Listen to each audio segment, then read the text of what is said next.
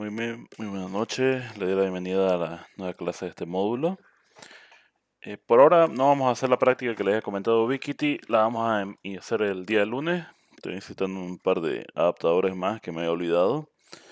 Pero mientras tanto, vamos a ir adelantando unos temas teóricos que yo quería que podamos revisar, que son sobre redes satelitales. Entonces hoy día vamos a arrancar hablando sobre los en general, aspectos generales de redes satelitales. Vamos a empezar a entrar a los componentes de un satélite, componentes de las redes satelitales en general, y a igual las diferentes aplicaciones que se tienen.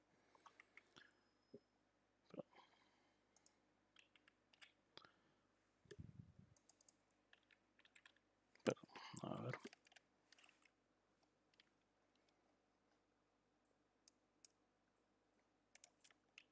ahora sí. Entonces, bueno, vámonos rápidamente un poquito de historia. Recordando la idea principal de los sistemas satelitales es permitir una comunicación entre sitios remotos. Esta comunicación se inspiró bajo la idea de utilizar un satélite natural como es la Luna.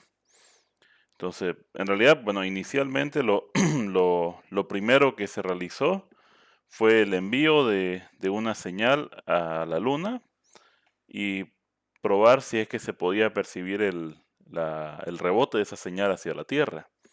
Esa era la primera forma en que se proyectó un uso de sistemas satelitales. Y ahí es donde basamos la idea del sistema satelital, que el satélite, el equipo que tenemos en el espacio, su principal función es servir como un repetidor, como un equipo que recibe las señales de la Tierra y lo envía de vuelta del espacio a la Tierra. Entonces, bueno, por parte de Estados Unidos y también por parte de Rusia, los primeros experimentos que se hicieron en este ámbito fue empleando globos meteorológicos que se desplegaban a una cierta altura y se probaba si se podían enviar señales de un barco a otro. Obviamente eran señales muy básicas, no era un envío de información muy compleja, pero lo suficiente como para poder determinar si es que podía existir comunicación o no. Ya sobre esto se fue probando si se podía ir enviando equipos satelitales cada vez más altos. Y en sí el primero que salió a órbita fuera de la atmósfera de la Tierra sería el satélite ruso, el Sputnik 1, que sería el que se considera el primero en salir de manera exitosa y poder lograr enviar información. Que en sí en este caso particular el satélite se dedicaba a emitir pitidos y en la Tierra probaban si podían percibir esas señales. Se arrancó una foto del satélite, una idea muy sencilla y pueden ver incluso sus antenas. Un satélite que no tenía como propósito el permanecer mucho tiempo, ni tampoco el reflejar necesariamente comunicaciones, sino su propósito era más que todo el demostrar que desde el espacio hacia la Tierra sí vamos a poder generar señales, o al menos reflejarlas.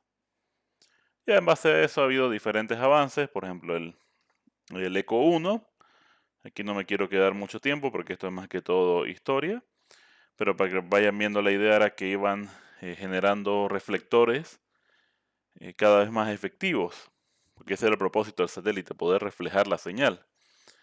Aquí, por ejemplo, el intento fue con un reflector muy grande, a ver si podíamos tener más espacio donde enviar la señal y así poder tener una mejor recepción. Pero se fue mejorando hasta el punto donde se pudo lograr la primera transmisión de información real, que fue el envío de señales de televisión sobre el Océano Atlántico, que era de Estados Unidos a Gran Bretaña, que se hizo el intento, una comunicación de televisión, bueno, una señal bastante distorsionada, pero que se logró. Y ahí es donde empezaron a ingresar satélites con una idea un poquito más avanzada, que ya era no solo pensando en que haya un rebote de señal, sino también cómo podemos lograr que ese satélite se mantenga funcionando en órbita por un periodo de tiempo más largo. Porque estos satélites iniciales eran dispositivos que se enviaban y no tenían un tiempo de duración muy grande. Su propósito era simplemente servir de prueba. Ya la idea era ver si se podía lograr eh, tener satélites que envíen señales, que reflejen señales de manera constante y que puedan permanecer en órbita por bastante tiempo. Entonces ahí se empezó a plantear el concepto de transpondedor. El satélite, vamos a ver que hay diferentes usos que se le va a llegar a dar, y esto que voy a mencionar ahorita va a cambiar según la tecnología de satélite, pero el concepto básico de un satélite es servir como un repetidor de ondas electromagnéticas. Es decir, yo mando la señal de tierra desde la Tierra al satélite y el satélite la refleja de vuelta a la Tierra. El satélite no es un enrutador.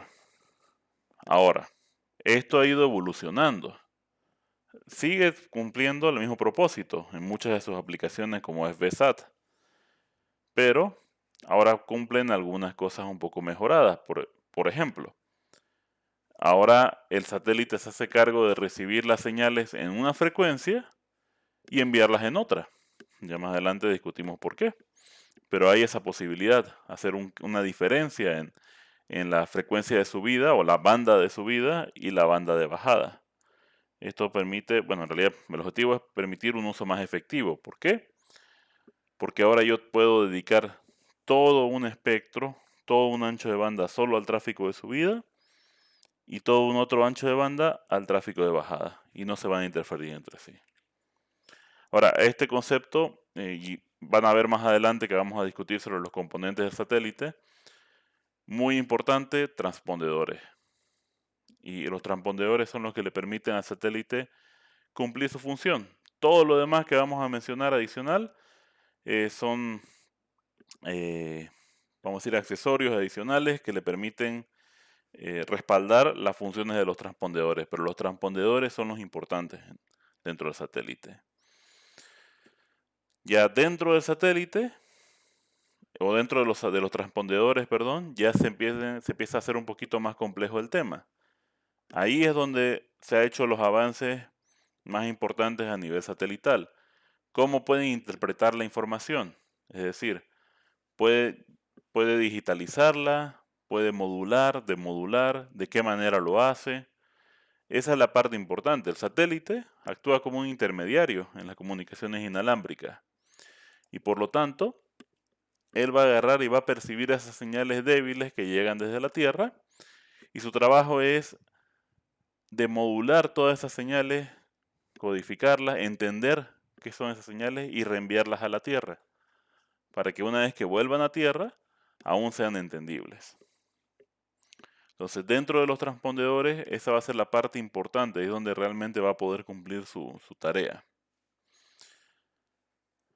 Ahora, vamos a ver que va a ser muy importante también la ubicación del satélite con respecto a la Tierra. Y lo que define esto es lo que se han basado para definir dónde poner un satélite es lo que dicen la ley de Kepler. En particular la primera, que dice que todos los planetas se mueven alrededor del Sol describiendo una trayectoria elíptica. En este aspecto, lo que estamos viendo es que así como nosotros, como planeta Tierra, giramos alrededor del Sol, tenemos un periodo. Ese periodo es cuánto tiempo nos toma dar la vuelta al Sol. Dar toda una vuelta en su órbita del Sol, que sería, en nuestro caso, 365 días. De la misma forma, se puede interpretar un satélite.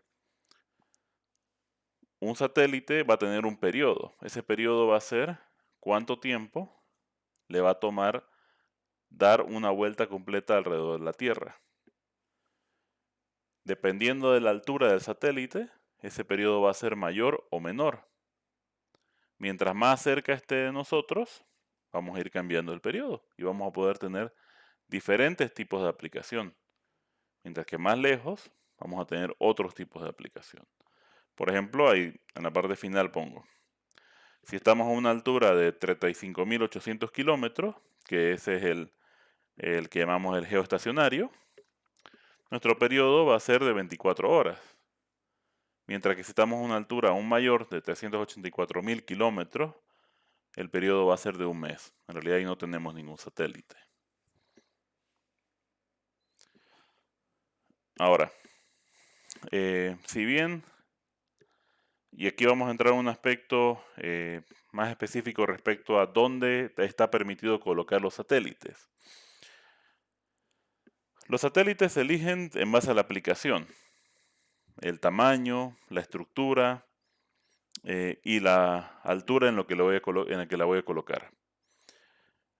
Estas aplicaciones han ido variando un poco y eso vamos a discutir más adelante, pero normalmente los satélites más cercanos a nosotros, los que están en la órbita LEO, comúnmente estaban dirigidos a comunicaciones de telefonía satelital, por ejemplo, o de acceso a Internet móvil, antes de baja velocidad y hoy en día, gracias a ciertos avances que han habido, ya de más alta velocidad, a lo que vamos a mencionar después, que ha habido bastantes avances, en particular el último año. En la órbita MEO normalmente estaba dirigida a los satélites de posicionamiento global, como son el sistema de GPS, por ejemplo, o también sistemas de monitoreo meteorológico. Y ya más arriba, en la órbita GEO, comúnmente se tenían, o se tienen todavía, los satélites para los servicios de VSAT. Eso ya va a ir cambiando un poco con los nuevos avances que han habido, pero esa era la idea normalmente. ¿Con qué propósito? Mientras más lejos está el satélite de mí, más fija puede estar mi antena. ¿Por qué? Porque un satélite que está en la órbita GEO, con relación a mí, con relación a mi punto de ubicación, yo siempre lo voy a ver a ese satélite en la misma ubicación. Va a haber ciertas desviaciones de tanto en tanto, pero normalmente las 24 horas del día yo siempre voy a estar viendo el mismo satélite. Lo que significa que mi antena, que se conecta al satélite, no tiene por qué moverse. Siempre va a estar apuntando al mismo lugar. En cambio, por ejemplo, un satélite de órbita órbita MEO o LEO, más cercanas a nosotros, están destinadas a equipos con antenas más móviles. Por ejemplo, GPS. Todos tienen un celular con GPS y ustedes no están intentando apuntar al satélite constantemente. Ya vamos a hablar por qué no es tan necesario que ustedes estén apuntando. Pero está diseñado como para que ustedes puedan moverse y aún así recibir servicio. ¿Por qué? Porque si ustedes trataran de apuntar a un satélite de GPS, por ejemplo, del sistema GPS, ese va a estar en cierto punto con relación a ustedes en el tiempo T. Pero pasado un tiempo T más 10 minutos, va a estar en otra ubicación. Se va a alejar de ustedes. Por lo tanto, no sirve para ubicaciones fijas, no sirve para sistemas que necesitan un cliente de ubicación fija. Lo mismo con los sistemas LEO. Pero se han logrado progresos donde podemos tener estaciones cliente que de manera inteligente pueden rastrear los satélites y seguir su órbita para así determinar con quién conectarse. Pero normalmente, si nosotros no quisiéramos que nuestro cliente tenga que estar buscando al satélite, vamos a poner al satélite lo más lejos posible, en la órbita GEO. Entonces, primero ahí viene determinado según su aplicación y según la perspectiva del cliente. Pero además de eso, también tenemos ciertas cosas a tener en cuenta con relación a la Tierra. Eh, Aquí estoy excluyendo a los nanosatélites. Los nanosatélites o los satélites que se basan en globos meteorológicos normalmente se transportan en las capas inferiores de la atmósfera terrestre. Entonces no están saliendo, por así decirlo, al espacio. Comparado a los satélites de las órbitas LEO, MEO y GEO y las otras órbitas que existen. Estos se encuentran por debajo de las capas superiores de la atmósfera y por lo mismo no están tan a la merced de ciertas condiciones atmosféricas extremas. Por eso esos satélites no van a entrar en esta explicación que voy a hacer ahorita. Ellos están excluidos porque no sufren esto que voy a mencionar. Sin embargo, los otros satélites sí se ven afectados. Y bueno, yo estoy seguro que a todos les ha tocado escuchar sobre la gente que que opina que, por ejemplo, no hemos enviado nada al espacio. O sea, no hay satélites, no ha habido nada de viajes al espacio, no ha habido ningún tipo de sondas al espacio, no hay una estación internacional espacial, que todo es mentira. Y bueno, lo que hacen es basarse un poco en ciertos teoremas, ciertas cosas un poquito mal interpretadas para tratar de justificar. Y uno de los que más van a ver ustedes que se utiliza para negar, y si quieren al terminar la... Perdón, van a darme un segundito.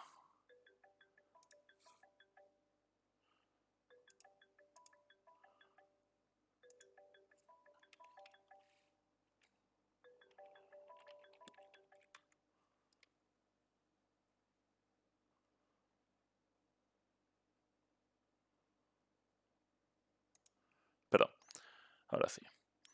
Entonces, de hecho, cuando termine la clase, si quiere alguien, puede agarrar y buscar en YouTube eh, este concepto, los cinturones de Van Allen. Y hace tiempo que yo no busco para no renegar, pero van a encontrar a alguien que va a hablar del tema. Alguien que va a tratar de explicar eh, por qué es que la existencia de estos cinturones son una evidencia clara de que en realidad no podemos enviar satélites o los satélites no pueden estar en órbita. Y ahora les explico de qué trata. Existen cinturones eh, alrededor de la Tierra. Son zonas que están cargadas a una carga muy alta de energía eléctrica. Se han creado por diferentes temas. Eh, Se causan por ejemplo, lo que son tormentas solares. Tormentas solares, pues en realidad son cargas electromagnéticas que golpean la Tierra. Como saben, la Tierra tiene un campo electromagnético que nos protege justamente de ese tipo de situaciones. Pero al protegernos, quedan residuos. Esos residuos salen alejándose de la Tierra, pero quedan todavía alrededor de nuestra órbita. Y se han quedado manifestándose como los cinturones de Van Allen, algunos y otros también como resultado de diferentes fenómenos naturales que se han ido dando. Entonces son dos cinturones de carga electromagnética que existen alrededor de la Tierra. Uno de ellos más cerca que el otro, y esta sería una idea gráfica más o menos de cómo se ve, por hacer una idea. Ambos nos rodean, uno más grande que el otro, y existe un espacio intermedio entre ambos, y existe un espacio entre la Tierra y el primero, y el inferior. Ahora, ¿qué es lo que hacemos nosotros para la hora de hacer la implementación de sistemas satelitales? Bueno, evitamos que los satélites se mantengan en las órbitas de ese tipo de cargas electromagnéticas. Los satélites LEO de por sí no se ven nada afectados porque están por debajo del primer cinturón. Eso hace la vida mucho más sencilla a los fabricantes de satélites LEO, por eso son mucho más baratos. Y por eso pueden darse también el lujo de poner una cantidad mayor, de hecho lo necesitan. Ahí pueden ver, por ejemplo, cuántos satélites LEO necesito para cubrir la Tierra, un teórico de 50, y en realidad los sistemas satelitales LEO normalmente tienen más de 70, por un tema de balanceo de carga, de respaldo y otras cosas más. Los satélites MEO se ubican entre ambos cinturones, o sea, en realidad solo se preocupan por el cinturón inferior. Ahí dice que necesitan 10 para cubrir la Tierra. Por darles un ejemplo, el sistema GPS utiliza como 33, creo que tiene ahorita en órbita. 24 funcionales y lo que sobra son para respaldo o son los que van implementando como para reemplazar a los más antiguos. Y los más lejanos son los que están en la órbita GEO, que son los que en teoría solo necesitamos 3 para cubrir toda la Tierra, pero ya depende de cada empresa. Por ejemplo, o de cada país. Por ejemplo, Bolivia cuenta con su satélite en órbita GEO, que es el Tupac Katari. Para nosotros, en realidad, no habría mucha intención de tener 3 satélites. No nos interesa tanto cubrir toda la Tierra. Nos interesaría más lo que es solo cobertura dentro del país. Entonces con uno ya estamos más que de sobra. De hecho, el que tenemos de por sí cubre todo el territorio más otros países que están en nuestras fronteras. Entonces no va a ser dependiendo de la necesidad que tenga cada uno. Pero para que vean, lo primero que hacen es evitar estos cinturones. Evitan que los satélites estén en una órbita donde la radiación de estos cinturones de alguna forma les pueda afectar. Ahora, ¿cómo hacen? Ya evitemos a los LEO, porque los LEO no están pasando por ellos. ¿Cómo hacen los satélites MEO y GEO para llegar hasta ahí? ¿Cómo hacen para poder, vamos a decir, enviarlos en órbita? ¿No se lastima? ¿Acaso no se daña con esa carga exagerada de, de corriente que está viajando en esos cinturones de Van Allen, esa radiación exagerada que tienen? Bueno, primero hay que comprender cómo es que hacemos los despliegues de los satélites. Los despliegues de satélites se hacen comúnmente con lo que se llama una órbita, vamos a decirle elíptica.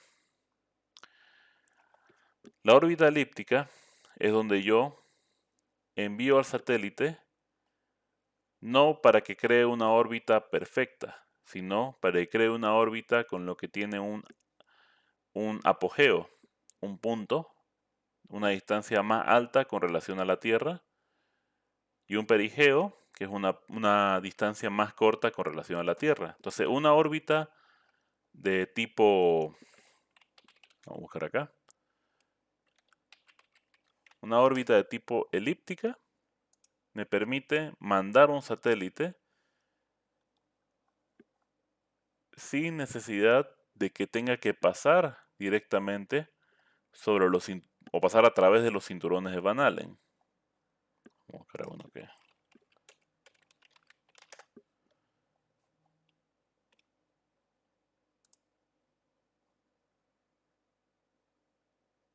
a ver, aquí tal vez se pueda ver un poco más.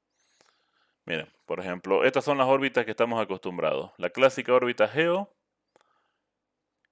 tenemos la órbita MEO, la órbita LEO, casi no se la ve, que está un poco blanca, y una órbita de tipo elíptica, la HEO. Todos estos satélites que ustedes ven aquí, bueno, los LEO no tanto, los LEO son un poquito diferentes, pero los demás normalmente se los despliega, se los coloca en órbita al mandarlos en una órbita elíptica. Entonces, primero yo los envío a una órbita elíptica aprovechando el polo magnético. No lo mando sobre el polo magnético. Mandarlo sobre el polo magnético mismo también es peligroso. Lo mando sobre un cierto grado de inclinación con respecto al polo magnético, que aún no está en ninguna forma afectado por la radiación de los cinturones de Van Allen. Lo mando a esa órbita y tengo la ventaja de que ese satélite va a estar en un punto más lejos que lo que normalmente estaría de su órbita general, de su órbita normal. Y ahí él aprovecha para bajar y colocarse en la órbita correcta y desde ese momento trabajar en su órbita normal. Aprovecha ese impulso para colocarse en la órbita correcta. Entonces, es la primera medida que se tiene en cuenta para poder evitar las interferencias causadas por los cinturones de Van Allen. La segunda es la estructura satelital. Estos satélites que se despliegan se piensan de tal manera de que pueden soportar radiación ocasionada por diferentes fenómenos naturales. Es de esperar que un satélite se vea golpeado de tanto en tanto por los residuos causados por una tormenta solar o por los residuos causados por el rebote de la tormenta solar con nuestro campo magnético de la Tierra de vuelta hacia el satélite. Entonces, cuando veamos los subsistemas satelitales, vamos a aprender cómo está hecha la estructura y vamos a aprender que justamente está diseñado para evitar, no tiene, vamos a decir, metales en en el chasis como tal que permitan que los componentes internos se arruinen. Justamente está diseñado para que si tuviera que pasar o afectarse por los cinturones de Van Allen, va a poder soportar ciertas cargas. Obviamente, si el satélite se queda dentro de un cinturón de Van Allen por un tiempo prolongado, y hablo de algunos segundos nomás, más que seguro que lo vamos a perder. Eso no se niega en ningún momento. Pero la existencia de estos cinturones en ninguna forma puede negar el manejo que se tiene de los satélites en órbita. Ha habido la facilidad para poder implementarlos gracias a que hay maneras de poder evitarlos. Yo sé que aquí en el gráfico pareciera que hubiera harto espacio para poder evitarlo, en realidad es más reducido, pero aún así se puede lograr. Y van a ver cuando veamos los puntos eh, se me fue de lanzamiento, cuando veamos los puntos de lanzamiento comerciales y militares que hay en el mundo, van a ver que se busca un poquito ir más para el norte, o para el sur en todo caso, pero más que todo vamos a ver que hay en el norte. Entonces, es justamente para poder apuntar más de manera más sencilla hacia ciertas órbitas. Y hay varios que van a estar más en el ecuador porque están diseñados para el lanzamiento de satélites más pequeños, como los de órbita Leo. Como mencionaba, los de órbita Leo no se ven interferidos por estos cinturones, entonces no hay problema con lanzarlos. No voy a decir desde cualquier punto, pero sí tiene más opciones, hay más posibilidad. Hasta aquí no sé si alguien tendría alguna pregunta.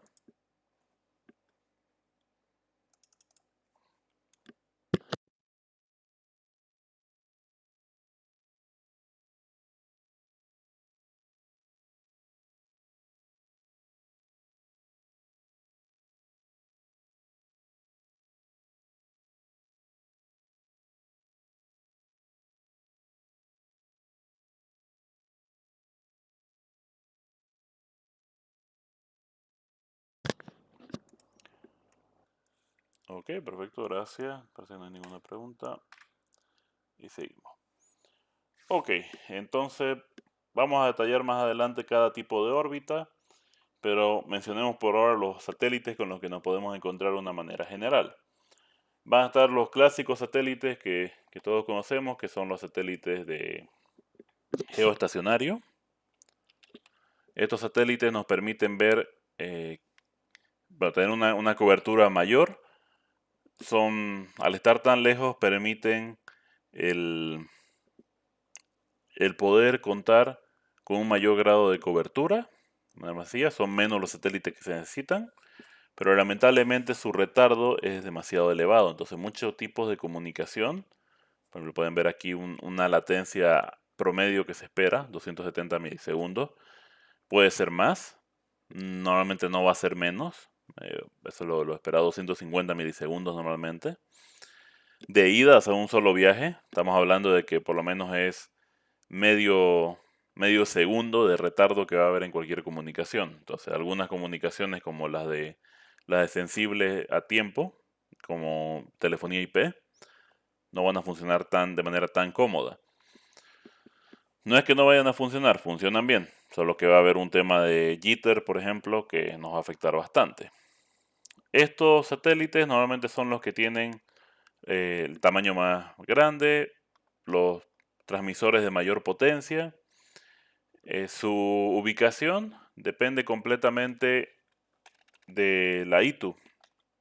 Ellos son los que definen el espacio que hay en este momento en órbita para colocar un satélite nuevo.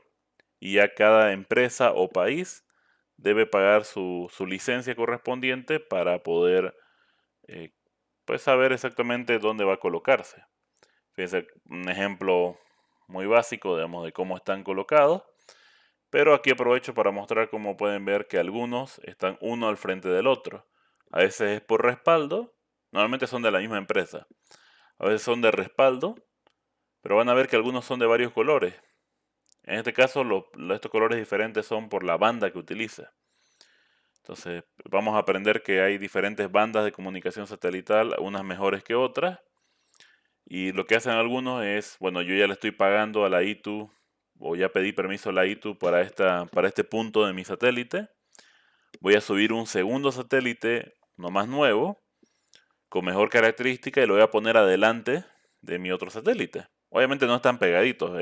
Aquí parece que estuvieran muy cerca uno de otro, pero la distancia que se da entre un satélite y el otro son de miles de kilómetros. Entonces, no significa que no se golpean. En realidad, cuando un satélite se ve afectado o desviado, hay una buena posibilidad de que vaya donde el vecino y lo golpee también. Pero no es que están pegados uno al otro. Por ejemplo, si hubiera el proyecto de implementar otro satélite, en sí lo que debería hacerse es no esperar a que el que está ahorita caiga, sino mandar uno a que se coloque en una órbita poco por delante del satélite actual. Cuando el satélite actual esté llegando al final de su vida útil, si hay un procedimiento en el cual se pide que se utilice el combustible del satélite para acercarlo a la Tierra, para poder eh, hacer lo que corresponde con los desechos del satélite, y al otro se lo coloca en la órbita necesaria. Pero hasta mientras se va pasando la carga de un satélite a otro. Tenemos que colocarlo ya en órbita para que llegue el punto donde ningún cliente esté conectado al satélite antiguo, para que ya podamos darlo por muerto. Ahora, estos satélites, como yo mencionaba, están pensados para justamente ser de posición estable con relación a nosotros. La idea es que yo, en todo momento, en el mismo punto geográfico, yo no debería tener que preocuparme de ajustar mi antena. El satélite en todo momento debería estar siempre desde el mismo punto de vista para mí. O sea, yo siempre debería poder verlo en el mismo lugar al satélite. Sin embargo, va a haber ciertos temas de mantenimiento. Por ejemplo, va a ser importante que yo de tanto en tanto le haga un mantenimiento a mi antena, a mi estación terrestre, para asegurarme que por el peso de la antena misma no ha habido una desviación en su azimut o en su elevación. Asegurarme de que por el ajuste, como se ajusta con una tuerca y un tornillo sencillo, que no se ha ido degradando de a poco el ángulo, que no ha ido bajando. Y también va a darse el caso de que el satélite en órbita sí puede sufrir de, de desviación de tanto en tanto. Vamos a aprender cuando veamos los subsistemas de que sí hay formas en que el satélite vuelve a recuperar su órbita. Sin embargo, puede existir la molestia para el usuario y va a ser necesario que el usuario llegue a recalibrar sus señales. Ahora, estos satélites normalmente se ubican se ubican lo más lejos posible de la Tierra y tienen un tiempo de vida de 15 años, es lo común. Pero pueden vivir de 10 a 15. ¿Qué es lo que más le determina su tiempo de vida? Su combustible. Internamente todos los satélites tienen un combustible, un químico, que les permite activar unos propulsores que tienen. Estos propulsores le permiten volver a, a su órbita constantemente, en caso de que se desvíen por cualquier motivo. Pero va a llegar un punto donde mi dispositivo se va a quedar sin combustible y ya no va a haber suficiente como para devolverlo a órbita. Entonces ahí se lo va a tener que dar por perdido al satélite, es cuando el satélite muere. E incluso los satélites están diseñados para no gastarse todo el combustible. Cuando queda un poco de combustible, procuran hacer lo que se acerque a la Tierra con el fin de poder disponer el satélite y evitar que se vuelva basura satelital.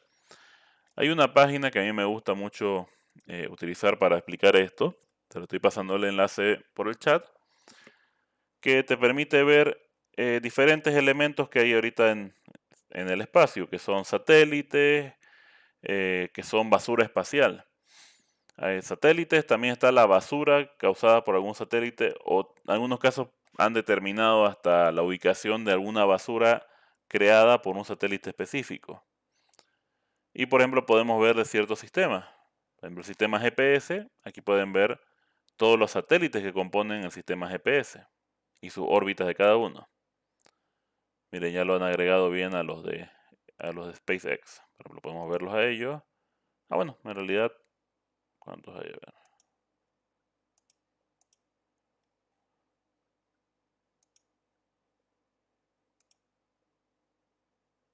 A ver qué pasó acá. Vamos a recargarlo porque creo que lo enloqueció un poco. Nuevo. Ahora sí. Están los de SpaceX con sus diferentes satélites. Tienen de diferentes órbitas, ¿ven? Tienen algunos que son elípticos y tienen otros que están más cerca que son de órbita de tipo LEO, que son los que ahorita se están utilizando bastante para su servicio de internet satelital. Pero igual va a haber, a ver si podemos ver aquí. Bien, por ejemplo, aquí tienen categorizado la basura causada por colisiones de los satélites Iridium. Esto es solo de los Iridium. Y esta es la órbita que están siguiendo cada uno de esa basura. Todos los puntos rojos son fragmentos. Entonces son fragmentos que cualquier rato pueden golpear otro satélite, lo destruyen y van a ocasionar más basura. Entonces, ya después discutimos qué es. Bueno, honestamente no se está haciendo nada con esto. O sea, no se está haciendo de momento nada específico con el tema de cómo arreglar la basura espacial. Pero sí se tienen algunas ideas, algunos proyectos. Pero en realidad nadie se está preocupando en específico sobre este tema. Ahora, los geoestacionarios, cada tipo de satélite va a manejar su propia banda. Los geoestacionarios en particular, en este caso, lo vamos a dividir en 5 bandas diferentes. L, S, C, KU y KA. La L y S casi no la van a encontrar. Son bandas antiguas, de tecnología un poco más antigua, que no permitían comunicaciones con un ancho de banda muy alto. En cambio, la categoría C en adelante o la banda C en adelante son mucho mejores. Banda C ya tampoco la van a encontrar tanto. Ya van a encontrar satélites que manejan la banda C, pero no es algo muy común hoy en día. Y ya se está proyectando abandonarla. Lo que van a encontrar bastante son en banda KU y ahora los nuevos satélites, incluyendo la banda KA. ¿Qué es lo que hay que tener en cuenta de aquí? Y esto es asegurado una pregunta que les van a hacer en el examen. Primero le van a pedir que se traten de acordar de esta frecuencia, al menos de una de las bandas, que se acuerden de la de descarga y de subida. Segundo, es importante pensar qué ventaja tiene una de estas bandas con relación a la otra. ¿Por qué estamos proyectando irnos a la banda KA si teníamos las otras bandas? Bueno, primero, ¿por qué nos hemos alejado completamente de las bandas L, S y C? Fíjense la frecuencia, 1.5, 1.6, 1.9.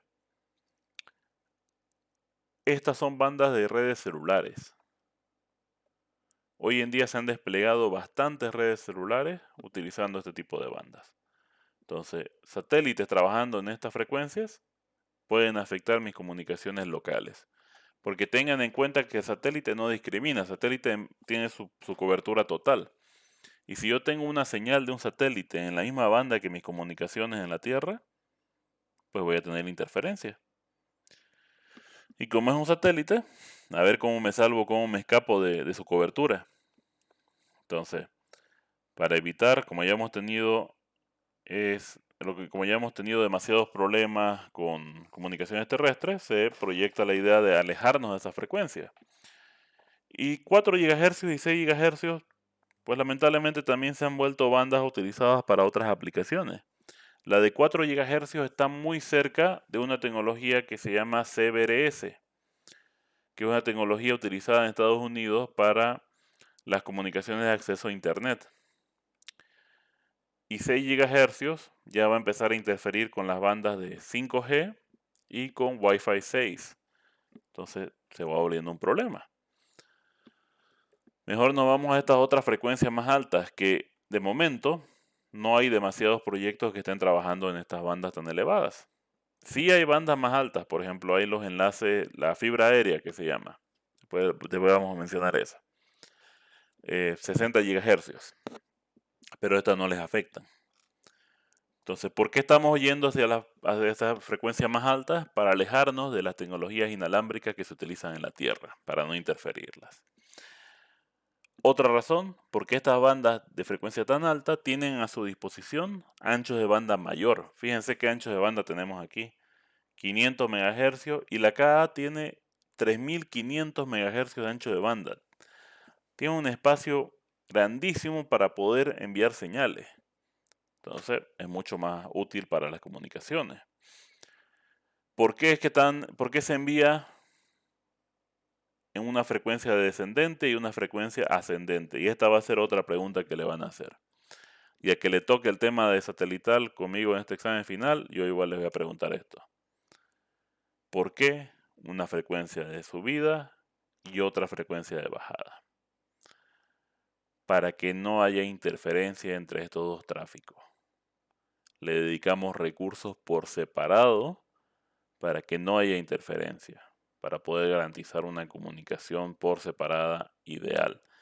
Y en particular en las redes satelitales, esto se vuelve muy importante, porque hay redes satelitales, pensemos por ejemplo en las redes BSAT. Las redes BSAT tienen dos utilidades básicas: acceso a Internet y distribución de video, televisión satelital. La de Internet requiere tráfico de subida y de bajada. O sea, yo me comunico en ambos sentidos con el satélite. Pero el de televisión, no. De televisión, la estación base terrestre del proveedor de televisión satelital se lo envía al satélite. Y el satélite me lo envía a mí. Yo como cliente de televisión satelital no tengo por qué estar enviándole nada al satélite. Él me envía todas las señales que yo necesito y yo las decodifico con mi equipo. Ahí tenemos una comunicación de subida y bajada. Y esa comunicación de bajada queremos que sea un video de alta calidad. Queremos que no se vea interferido ni afectado de ninguna manera. Por lo tanto, separamos esas funciones. Como no todos van a utilizar el mismo medio o no van a utilizar el satélite para ambos tráficos, subida y bajada, separamos esas aplicaciones en dos espectros diferentes. Por eso, fíjense, enlace descendente, 20 GHz con anchos de banda de 3500, estamos hablando de que va a haber una diferencia muy grande. Fíjense, 3500 lo dividimos entre 2, son 1750. Sería 21.75 GHz, lo máximo que llegaría a esta banda. Y aquí por debajo estaríamos hablando de 28.25 GHz. O sea, estamos hablando de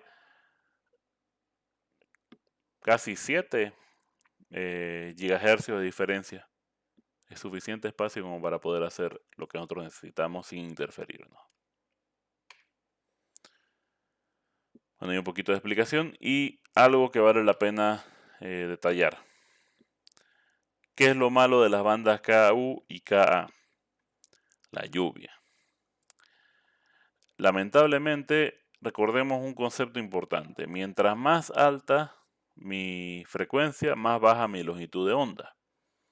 Lamentablemente, cuando estoy en una zona donde está lloviendo, la frecuencia con la que vibra las gotas de agua llega a ser similar a las señales de la banda KA y KU.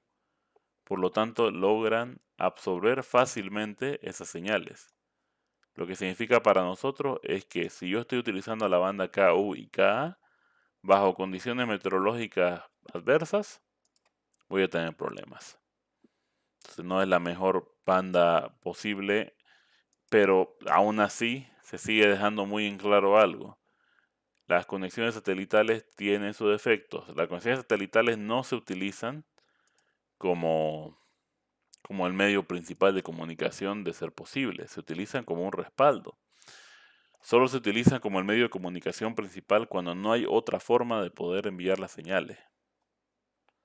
Entonces no hay que usarlo como nuestra nuestra conexión a internet o de proveedor principal. Muy bien. Perdón. Bueno, aquí lo que yo les había mencionado. Aquí está un poquito más de la explicación que acabo de decirles de por qué el tráfico de subida y bajada en diferentes frecuencias. Y bueno, uno de los usos principales que tenemos para las tecnologías de VSAT son, para la tecnología de satélite GEO son VSAT. Aquí voy a actualizarlo un poco más, gracias a los nuevos avances, pero normalmente estas eran las velocidades que lográbamos obtener con VSAT. Aún hay un debate un poquito complicado con el tema de VSAT. O sea, yo todavía defendería un poco estos valores, porque las nuevas tecnologías de VSAT ya no son con geoestacionarios, ahora son con los LEO. Entonces con geo seguimos con velocidades un poquito bajas. Pero eh, nuevamente el objetivo de las tecnologías satelitales geo era más el tema de cobertura y poder proveer servicio en cualquier parte con estaciones estáticas, con antenas sin necesidad de estar moviéndose. Ahora, lo que se hace, o el propósito que se desarrolló dentro de VSAT, es en lugar de que yo coloque radioenlaces terrestres entre mis diferentes clientes, yo lo que hago es colocar un, un intermediario. Ahora, VSAT idealmente está diseñado para que exista un proveedor que me permita que actúe como intermediario entre un cliente VSAT y otro. El objetivo es que las estaciones terrestres VSAT sean más sencillas, que sean baratas y fáciles de instalar. Y eso es lo que ustedes pueden encontrar en domicilio o en oficinas que tratan de tener conexiones satelitales. Por ejemplo, bueno, buscando dispositivos VSAT. Estos, por ejemplo, serían equipos VSAT para estaciones, para bases o para hubs, otras para estaciones remotas y a nivel de empresa, pero se pueden encontrar a nivel domiciliario también. Vamos a ver alguno que tengamos por aquí, a ver, aquí. Uno sencillo para nivel domiciliario. Entonces el objetivo es que se ha logrado permitir que ya no sean solo aquellos que tienen equipos de gran tamaño los que se puedan conectar a las redes VSAT. Ahora, cuando teníamos equipos, solo clientes con equipos de gran tamaño, el objetivo era que de un extremo a otro, o sea, de un cliente VSAT a otro, se podían hablar directamente sin dificultad. Ahora la topología cambió un poco. Para ayudar a los clientes más pequeñitos a poder hablarse, tenemos un hub, una central que va a recibir esas señales y retransmitirlas a alguien más. Y ese hub sí cuenta con equipo un poquito más fuerte. Por ejemplo, en nuestro caso tenemos dos. Están los hubs de La Guardia y está también el hub de El Alto. Por ejemplo, son los dos que se manejan. Voy a buscarlo. Ahora vamos a buscar.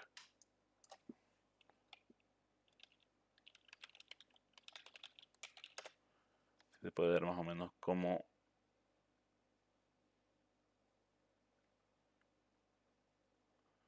se ve el dispositivo.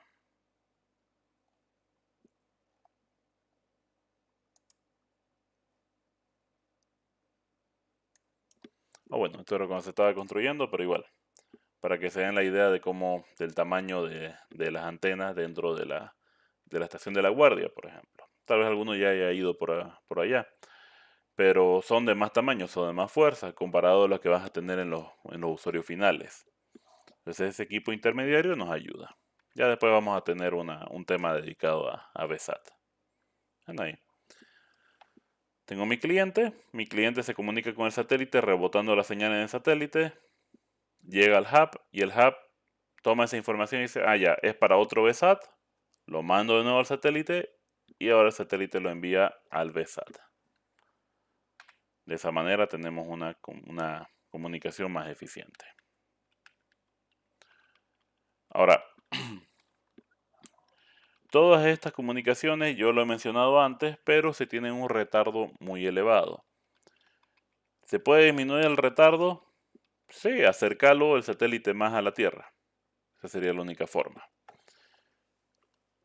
Hay diferentes tipos de retardo que existen, causados por diferentes componentes. Por ejemplo, hay el retardo causado por los elementos de red, switches, routers, etc. Se pueden disminuir al tener equipos que procesen la información de manera más efectiva. Hay retardo causado por el medio de comunicación, pero hay un retardo que no hay mucha forma que podamos eliminar, lo que es el retardo causado por la distancia. Sí se puede eliminar, por ejemplo, al conseguir un medio que logra enviar información a la velocidad de la luz. Pero más allá de eso, que es lo que hemos logrado con los medios satelitales, no hay mucho más que podamos realizar. Es el límite que se tiene, el límite físico que se tiene para las señales electromagnéticas. Entonces, si queremos que nuestra comunicación satelital sea más rápida, o tenga menos retardo, perdón, lo que tendríamos que hacer es utilizar un satélite que esté más cerca de nosotros. Y eso en realidad es lo que se ha hecho. En lugar de utilizar satélites de órbita geo, se ha optado por utilizar satélites en órbita LEO para estas comunicaciones. Entonces tengan cuidado a la hora de no depender mucho sobre este tipo de comunicaciones satelitales. En el tema de seguridad, bueno, son bastante problemáticos porque así como en las redes inalámbricas, las redes Wi-Fi, todos pueden escuchar todo. Obviamente vos como cliente, eh, cuando lo envías de la Tierra hacia el satélite, tu ángulo de transmisión de tu antena es más dirigido. Entonces no te van a estar escuchando tu tráfico que va de tu estación al satélite. Pero cuando esa señal rebote a la Tierra o cuando el satélite te envía una señal a vos, esas señales van a tener una cierta cobertura y todos los que estén en esa área de cobertura van a poder ver esas señales. Hay cierta encriptación involucrada por parte del satélite que va a impedir, por ejemplo, que eh, alguien que no es parte del servicio satelital, que no ha contratado el servicio satelital, no va a evitar que puedan ver la comunicación de manera sencilla. Pero otros que ya están pagando por el servicio van a poder verlo a no ser que vos estés utilizando protocolos encriptados. Entonces, nuevamente se recomienda que lo hagas de una manera más segura, que todas tus comunicaciones sean seguras. Si se crea una llave de encriptación con cada usuario, pero no son cifrados, no son nada tan complejo como para evitar o como para que no se puedan romper. Tengamos en cuenta que estas comunicaciones de por sí tenemos que evitar que sean de alto tamaño o de alta densidad. Entonces, si nosotros las encriptamos y le agregamos más cabecera por la encriptación, solo vamos a hacer que sea eh, más pesado para los usuarios.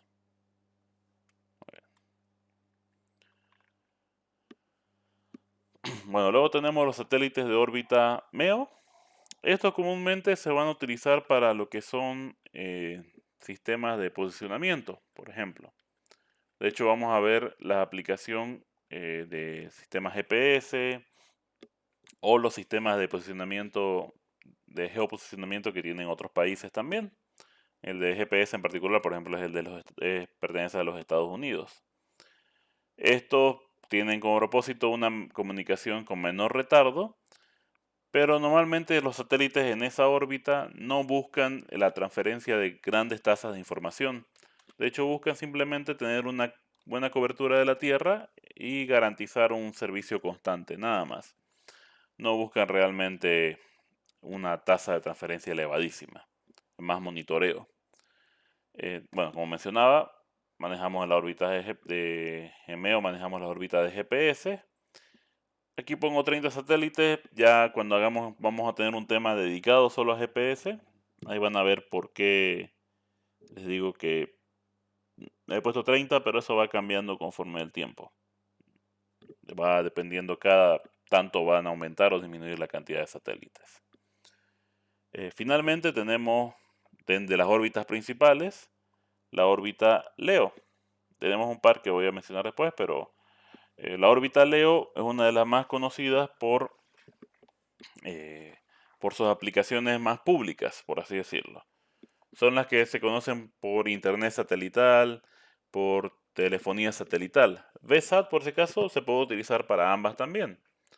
Pero en la órbita Leo se tiene la ventaja de que como está más cerca de la Tierra, el servicio puede ser mejor.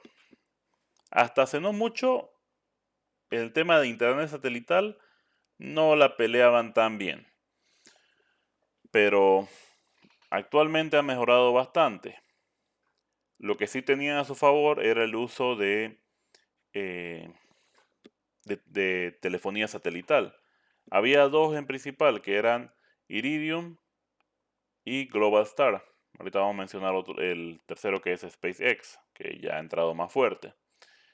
Estos estaban dirigidos principalmente al servicio de navegación, sencillo, bueno, comunicación en navegación, monitoreo, todo lo que era relacionado a comunicaciones en base a tierra o aire y mar. ¿Cómo se manejaba? Yo tenía satélites cerca de la Tierra, por ejemplo, en este caso 750 kilómetros en el caso de Iridium, con un cierto ángulo de separación y colocaban toda una constelación cercana a la Tierra. Estos satélites, al estar tan cerca de la Tierra, con relación a alguien en una ubicación terrestre, se movían, no, vamos a decir, no muy rápido, pero se movían constantemente. O sea que yo no podía en ningún momento estar apuntando a un solo satélite a la vez. Yo tenía que estar apuntando a diferentes satélites eh, dependiendo de mi aplicación. Por eso se tenían, o se tienen, mejor dicho, equipos como por ejemplo los teléfonos satelitales. Teléfono satelital normalmente vamos a tener un equipo que va a contar con una antena de buena ganancia e incluso con antenas dirigibles o más fácil de apuntar, por ejemplo como esta, que justamente están pensados para que en base a donde vos estés instalado, por ejemplo, miren, este es uno de los de Iridium mismo, te permite apuntar donde vos veas que tenés una mejor señal. Y ellos mismos, su mismo teléfono tiene un sistemita integrado que te permite ir apuntando. En- de esta manera podés tener una comunicación eficiente, va a haber tal vez un poquito de distorsión, a largo plazo puedes empezar a perder comunicación, o sea, no puedes tener llamadas demasiado largas, porque vas a perder conexión con el satélite con el que iniciaste la llamada, pero normalmente funciona bien. Obviamente son servicios un poco más costosos. Ahora, el propósito es que si se va un satélite va a aparecer otro. Entonces yo en todo momento voy a tener cobertura por parte de algún satélite. De hecho, normalmente vas a tener cobertura por parte de varios satélites a la vez. Pero vas a estar activamente comunicándote con uno solo. Estos se competían tanto lo que era VSAT, en su servicio, perdón, de Leo, lo que era Iridium, junto con lo que era Global Star. Y tenía la ventaja de permitir la comunicación intersatélites. Esa era su idea, vamos a decir, principal. A ver, ahora, hay nuevas tecnologías que se han ido implementando justamente para este propósito. Que les puedo mostrar un poco. O lo que actualmente se ve más fuerte respecto a este manejo de órbita. Pero uno de los más comunes es el manejo de Starlink. Que si quieren, pues, no me acuerdo cuánto, creo que cuesta como $100 al mes, algo así. Ahí si quieren pueden poner su correo, su dirección y pueden reservar y ya comprarse el paquete para cuando llegue a, a Bolivia. Entonces, a ver si podemos encontrar algún videito que nos muestre un poco. Pero su propósito es proveer servicio de internet de alta velocidad. Veamos qué nos dice respecto a las velocidades.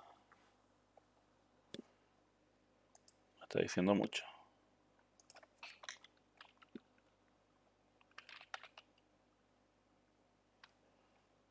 Ahora vamos a buscar a alguien que lo haya instalado para que veamos un poco cómo se está trabajando.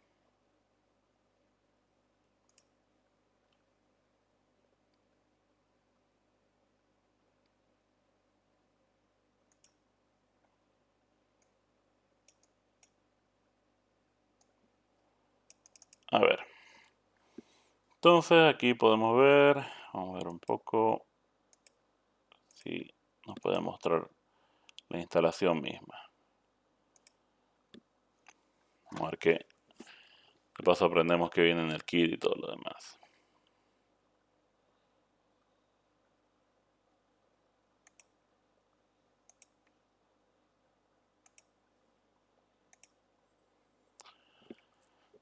Su inyector PoE, parecer es una antena con PoE ya integrado, entonces ya no viene con, con el receptor por separado, ya no va a hacer manejo como en VSAT, que es un receptor de señal analógica, sino que todo lo digitaliza ya en el dispositivo mismo, sería más sencillo.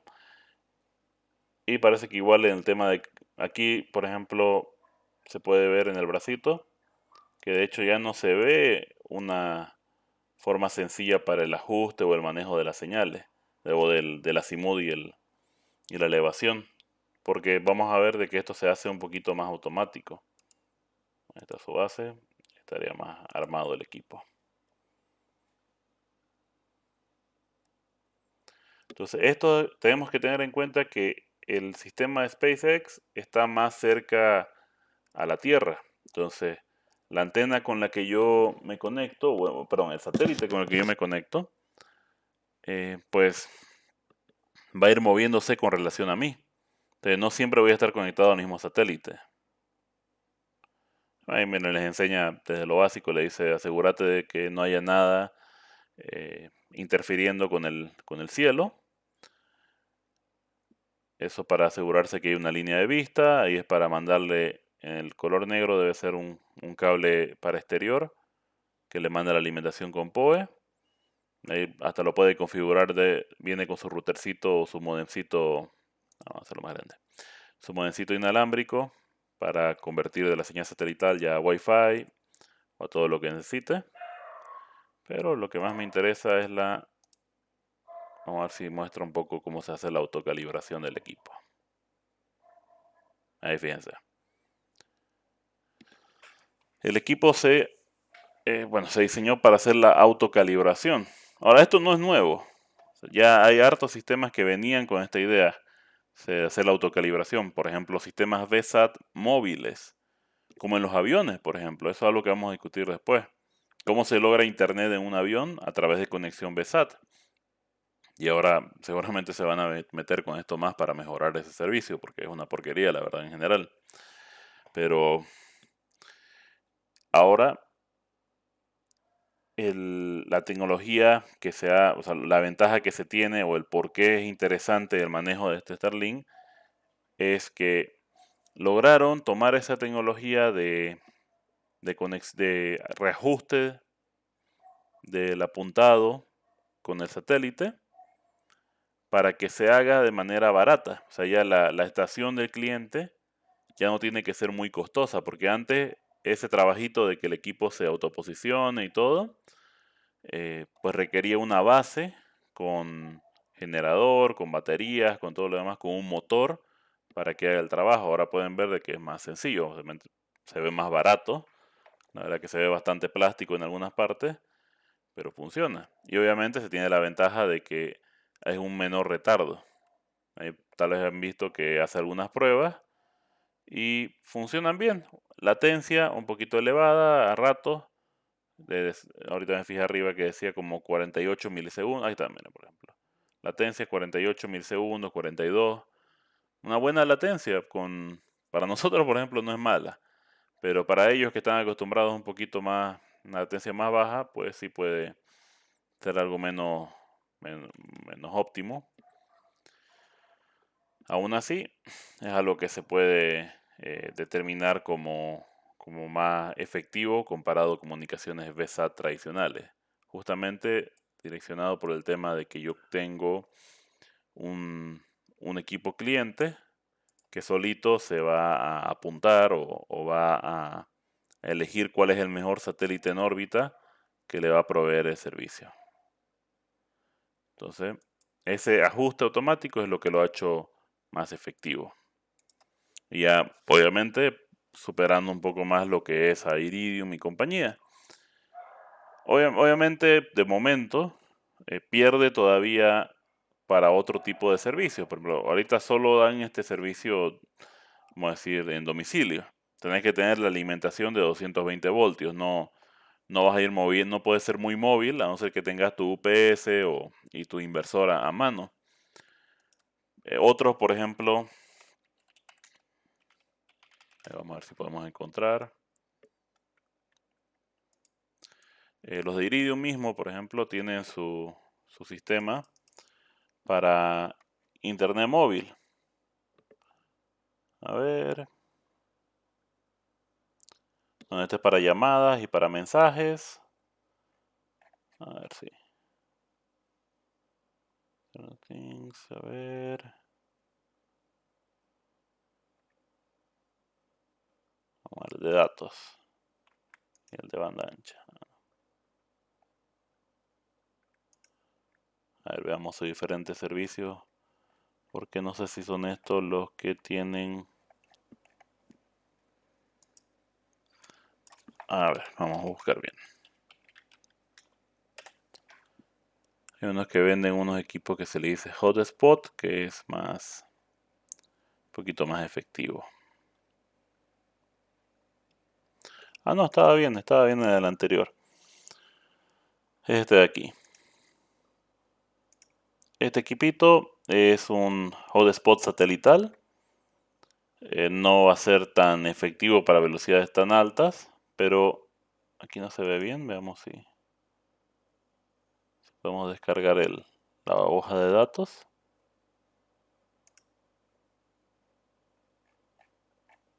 Ahí tiene su antenita, está justamente con el fin de poder conectarse a internet y él mismo ya es un hotspot. Te permite tener acceso a internet y si no me equivoco este es el que tiene una aplicación de telefonía igual para tu celular para que puedas hacer llamadas. Entonces lo hace un poquito más móvil.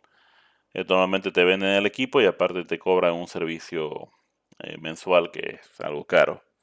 Pero es su manera también de poder proveer un servicio más móvil. Entonces, las aplicaciones satelitales en muchas están migrando hacia la idea de estar más cerca de nosotros, están migrando a la idea de poder comunicarnos con una órbita más cerca para justamente disminuir los retardos.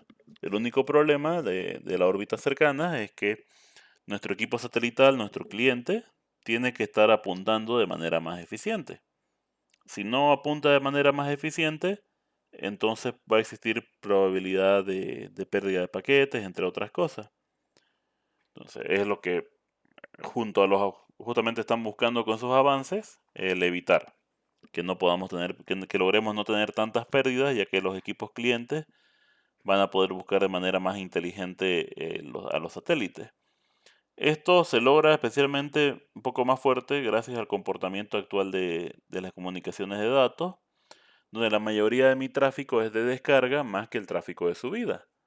Y ya cuando yo quiero hacer una comunicación bidireccional simétrica, como es una llamada de telefonía, pues ya necesito un equipo especial, un equipo diferente, como los teléfonos satelitales. Muy bien, ¿alguna pregunta hasta aquí?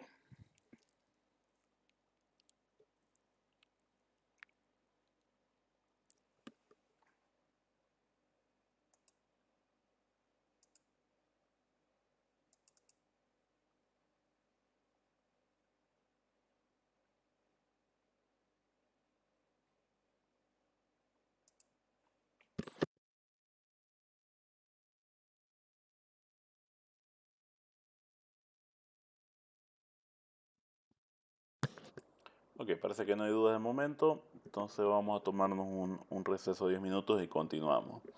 A ver, antes que se vaya el receso, aprovechando que creo que están casi todos, aprovecho para comentarles algo. Bueno, como mañana es el Día del Padre, yo creo que muchos van a querer celebrar, o tal vez algunos ya son padres, no sé. Entonces vamos a hacer lo siguiente, vamos a pasar la clase, pero le voy a pedir que podamos iniciar en punto. Iniciemos a las 7 en punto y terminamos la clase un poco temprano, a las 8, 8 y cuarto. Y así van a poder tranquilos salir a celebrar con su familia. ¿Está bien? Entonces, ya perfecto. Muy bien, entonces tomémonos un descanso de 10 minutos y volvemos a la clase.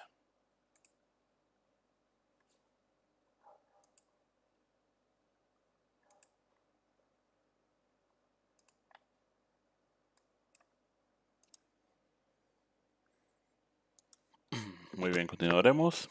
Entonces, ahorita vamos a hablar sobre el siguiente paso, que sería la órbita y introducción a la estructura de un satélite. Entonces, hemos mencionado dónde podemos encontrar a los satélites, las diferentes órbitas, es decir, el órbita Geo, Meo y Leo. Sin embargo, también vamos a ver que hay otras a tener en cuenta en base al movimiento del satélite, en base a de qué manera se relaciona con la Tierra. Por ejemplo, y aquí es donde mucha gente solo lo interpreta de esta manera, tenemos la órbita geocéntrica. Esta va a ser la más común de todas, la más conocida, que se trata de las órbitas que están siempre con relación a la línea del ecuador. Siempre viajan sobre la línea del ecuador o apuntando a la línea del ecuador. Muchos de los satélites Geo tienen este manejo, pero, y bueno, también de igual manera, déjame que encuentre ahorita, perdón, vamos a cerrar esto. Quiero volver a abrir la página, aquí lo tengo el enlace. Por ejemplo aquí, si nos alejamos un poco van a ver que hay como una especie de cinturón que se ha creado. Estos satélites que ven aquí tienen como una órbita, fíjense, casi circular perfecta en teoría. Ellos tienen una órbita geocéntrica, siempre apuntando hacia el centro, a la línea del ecuador de la Tierra, siempre de la misma forma. Y conforme nos vayamos acercando, tal vez encontremos algunos de las otras órbitas. Por ejemplo, aquí veo uno de una órbita, ¿qué vendría a ser esto? A ver, esto vendría a ser una órbita Meo. Uy, perdón.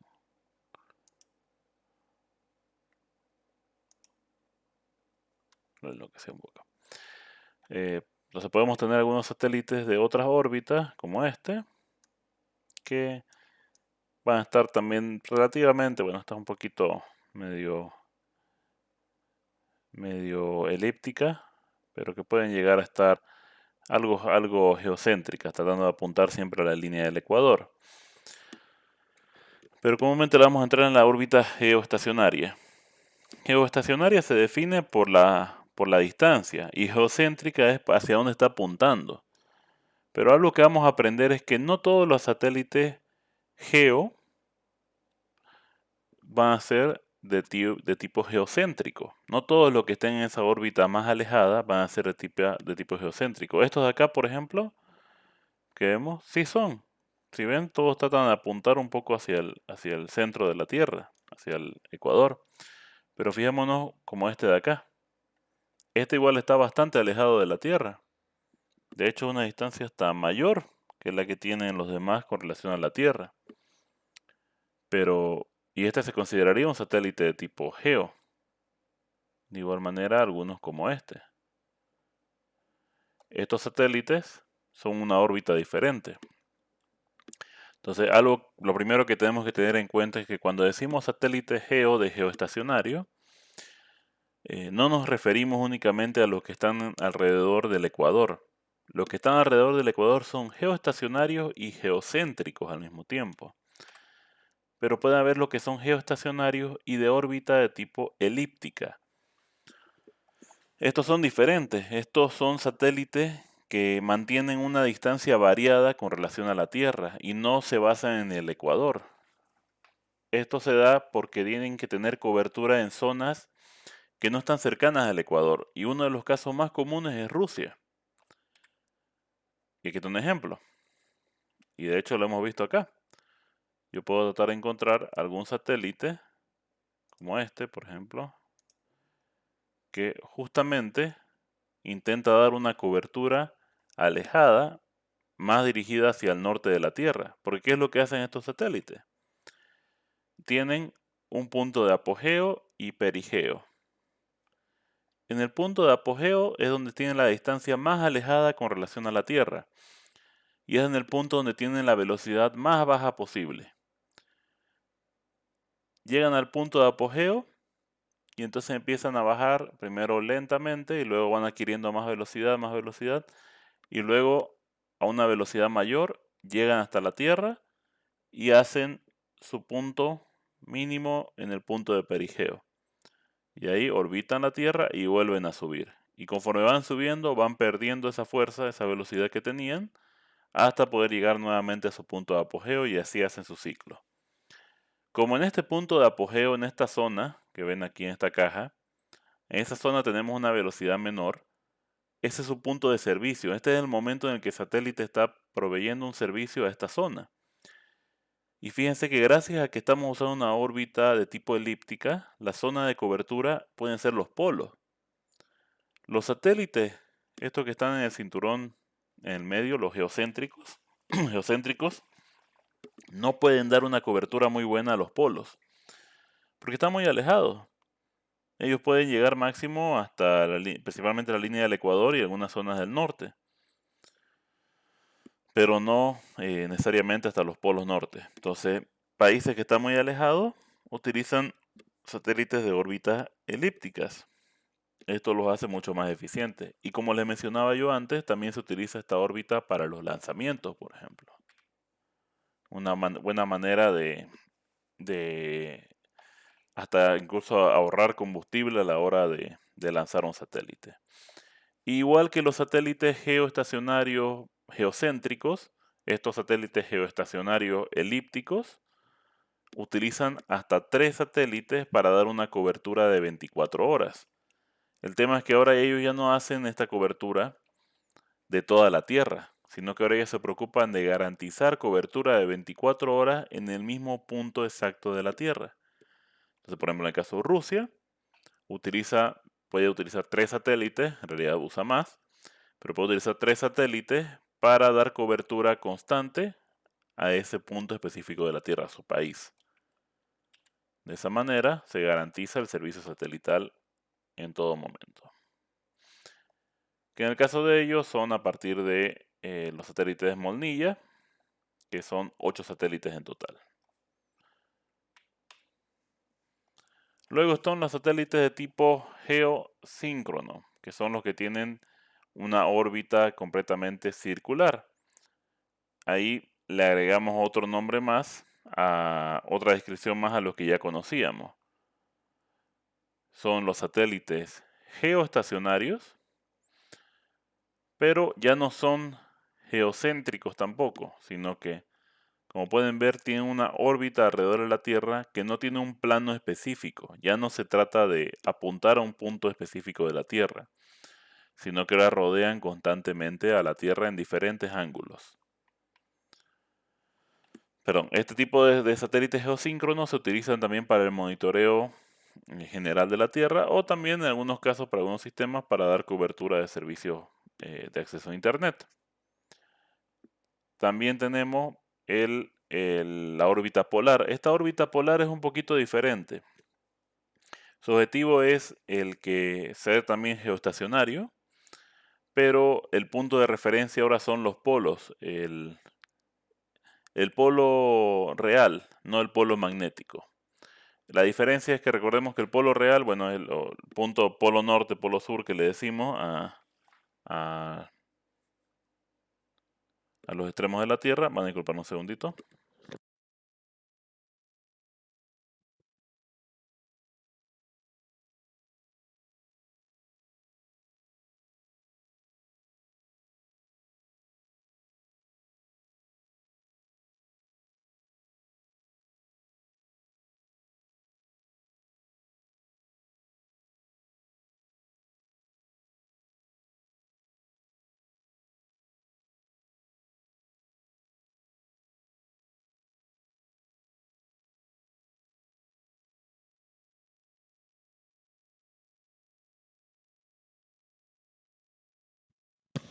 Disculpa. Entonces, en esta órbita polar, recordemos que tenemos dos polos en realidad. El polo real, que son los puntos polo norte y polo sur con relación a la Tierra, y el polo magnético, que es el punto norte y punto sur de nuestro campo electromagnético de la Tierra.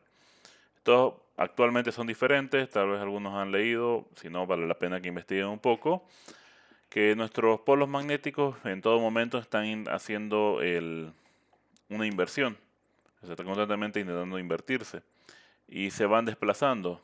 Creo, la verdad que no estoy con el detalle exacto, pero ya estaba apuntando que el polo norte esté llegando por las zonas de Siberia, por ejemplo.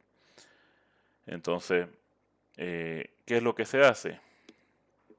Este, esta órbita polar busca justamente el poder hacer su órbita con relación al polo, evitando el polo magnético de la Tierra, ya que ese causaría conflicto, causaría interferencia, problemas, entre otras cosas. Perdón.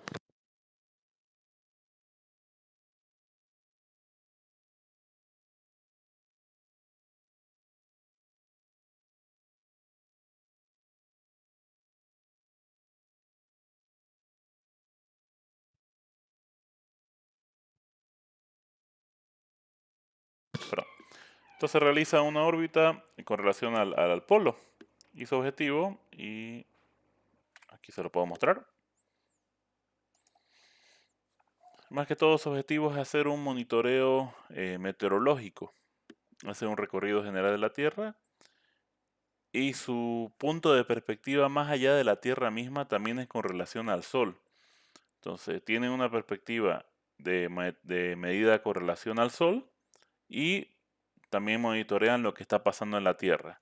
Y como pueden ver, gracias a la órbita que maneja, puede ver en todo momento tanto lo que pasa en la Tierra, o sea, en algún momento del día va a poder ver lo que pasa en la Tierra, y como también va a poder ver lo que pasa con relación al Sol en ciertas zonas. Entonces le permite tener un mejor manejo de, de monitoreo ambiental.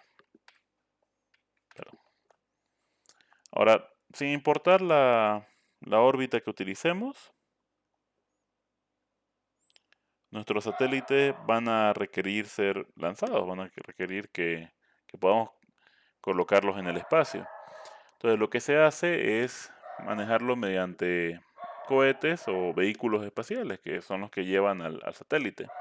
Ahora, estos vehículos espaciales no se pueden desplegar en cualquier punto, se tienen que utilizar centros especiales, en este caso centros de lanzamiento de satélites. Hay diferentes alrededor del mundo, ahí pueden ver uno, por ejemplo, de un centro marítimo. Hay algunos tal vez que han visto hace no mucho los lanzamientos de los de SpaceX, han visto otros también que son a nivel terrestre. Hay comerciales, hay completamente privados a nivel militar o de algún país. Aquí, por ejemplo, les muestro los que son. Este es antiguo, este es del 2016, pero honestamente en los últimos años ha sido la que he encontrado más detallada. Y pueden ver, por ejemplo, los que son de color azul son todos los que existían hasta el 2016, que estaban funcionales hasta el 2016. Los de color mostaza o cafecito son los que se estaban proponiendo, que sería aquí en Brownsville y en Nueva Zelanda. Creo que Nueva Zelanda ya está.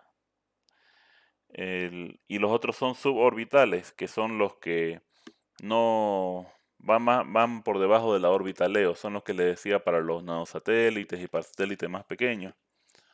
Eso ya podemos encontrarlos en varias partes eh, con necesidad de menos instalación de gran tamaño. Entonces, pero en general, si queremos satélites que salgan a la órbita, vamos a requerir de mayor recurso. Ahora, ¿de qué va a depender qué lugar voy a utilizar y qué voy a alquilar? Va a ser el tamaño del satélite, su peso, hasta dónde quiero llegar, es decir, qué órbita también empiezo a utilizar, qué plano orbital, va a ser elíptico, va a ser geocéntrico, qué es lo que voy a hacer, si voy a tener un grado de inclinación con respecto al ecuador, cuál va a ser ese grado, ¿Por qué? Porque la idea es que desde el punto de lanzamiento se me tiene que enviar a mi satélite con una cierta velocidad. Esa velocidad es la que el satélite va a aprovechar para colocarse en órbita. Si yo desperdicio esa velocidad y tengo que utilizar el combustible de mi satélite para colocarlo en órbita, voy a disminuir el tiempo de vida útil del satélite. Y nadie quiere eso, está desperdiciando recursos. Entonces, una de las primeras cosas que se hace es alquilar, entre comillas, porque la verdad que en muchos casos se desperdicia nomás el vehículo, o varias partes del vehículo, es un lanzador. Aquí un detalle, un resumen de algunos conocidos, que es cuánto es la capacidad máxima que soporta, y se tratan de similares a cohetes. O sea, yo el satélite lo coloco en la punta y el resto me sirve como el vehículo para poder enviar el satélite a la órbita. El resto es simplemente sirve como la fuerza para hacer llegar el satélite hasta el espacio. La idea es que una vez que yo llego a cierto punto de la órbita, se despliega el satélite soltándolo y el resto del vehículo vuelve a la Tierra. Ya dependiendo de la tecnología, algunos logran poder recuperarlo para uso futuro y otros son más reciclados y se destruyen nomás. Ya, pues, tratan de evitar crear mucho desecho. Una vez que ya yo he enviado el cohete o este transportador de satélites, lo que hago es hacer llegar el satélite hasta el punto de apogeo, perdón, de perigeo de una órbita elíptica. Le doy fuerza en un punto de perigeo para que él empiece una órbita elíptica y llegue hasta el punto más alto posible, hasta su apogeo. Si se acuerdan, como veíamos hace rato, o sea, lo que yo estoy haciendo es mandarlo a este punto de perigeo con mucha velocidad para que él pueda aprovechar y llegar al punto de apogeo más alto. En ese punto de apogeo, el satélite ya, según los cálculos que se hayan realizado, de dónde va a ser justo el punto de apogeo que va a escoger, se lo va a direccionar para que se coloque en la órbita correcta. Una vez que encuentre su órbita correcta, ya va a tomar la inclinación y va a tomar el ángulo que necesite. Si se va a volver geocéntrico, pues en ese va a ser el momento para que cambie su trayectoria. Si se va a volver de órbita elíptica, pues yo aprovecho en ese momento para colocarlo en su órbita elíptica. Ahora, esto, estos satélites, perdón, como he mencionado antes, su vida útil va a depender de su combustible. Si es que el satélite no sufre ningún daño que provoque que deje de funcionar o que provoque que perdamos comunicación con él. Si se pierde comunicación con el satélite, lamentablemente no hay mucho que se pueda hacer. En algunos casos lo que se logra es si ya se cuenta con otros satélites cercanos, se puede probar a ver si podemos lograr comunicación. O si es que se cuenta con el, si uno pertenece a alguno de los países que forman parte de la Estación Espacial Internacional, entonces también puede pedir a alguno de los ingenieros que esté ahí, si tiene alguien ahí en el momento, a que haga la reparación correspondiente. Eso pero más va dirigido a aplicaciones militares, aplicaciones de cada país, no va dirigido a empresas privadas necesariamente. Ahora se acaba el combustible y el satélite ya no puede reposesionarse por ninguna razón, pues ya no se puede hacer mucho más al respecto. Y de preferencia se obliga al satélite a acercarse a la Tierra para así darlo ya por muerto y, de ser posible, recuperar las partes. En caso de que en el despliegue del satélite haya existido demasiadas fallas, a veces se intentaría el retorno del satélite, pero lamentablemente la estructura externa del satélite como tal no está hecha para, especialmente actualmente, no están hechos para soportar el pasar por las diferentes capas de la atmósfera de la Tierra. De hecho, están más pensados para destruirse al ingresar, para no crear basura espacial. Entonces, normalmente, si a la hora de colocarlo en órbita hay algún problema en el despliegue, ya se lo puede dar por fallido al satélite. Ahora, va a haber hartos aspectos que van a afectar el, el uso del satélite o la forma en que el satélite va a estar en órbita. Y después vamos a hablar sobre de qué manera el satélite se va a tratar de compensar o va a tratar de evitar que estos puntos le afecten en gran medida. Pero uno de los puntos que le afecta bastante es la asimetría del campo gravitatorio de la Tierra. Acuérdense que la Tierra en realidad no tiene una forma de esfera perfecta, más bien parece una papa mal pelada. Entonces va a haber puntos de la Tierra donde tiene mayor o menor fuerza gravitacional con respecto a otros puntos. Entonces, algunos satélites, dependiendo de su órbita, en algunas partes se van a ver más afectados o menos afectados por la Tierra. Entonces, eso va a provocar que la ubicación del satélite se vea también modificada. Y de tanto en tanto, conforme pase el tiempo, va a tener que usar sus propulsores para apoyarse y ayudarse. Entonces, ahí es algo a tener en cuenta. Otra cosa que nos va a afectar en el manejo del satélite son posibles fragmentos de basura, meteoritos o otros objetos, otros satélites que puedan golpearlos. De igual manera, si es que de alguna forma nos acercamos a los cinturones de Van Allen, ahí se puede dar por afectado también el satélite. Cualquier perturbación que exista en el satélite, por golpes, etcétera, va a provocar que el satélite tenga que retornar a su órbita utilizando sus propulsores. Entonces, sí o sí, está calculado que el satélite va a tener que utilizar sus propulsores. O sea, no hay un método ideal o una situación ideal donde mi satélite va a poder aguantar mucho más que sus 10, 15 años de vida porque no use sus propulsores. Va a haber muchas condiciones naturales que lo van a provocar.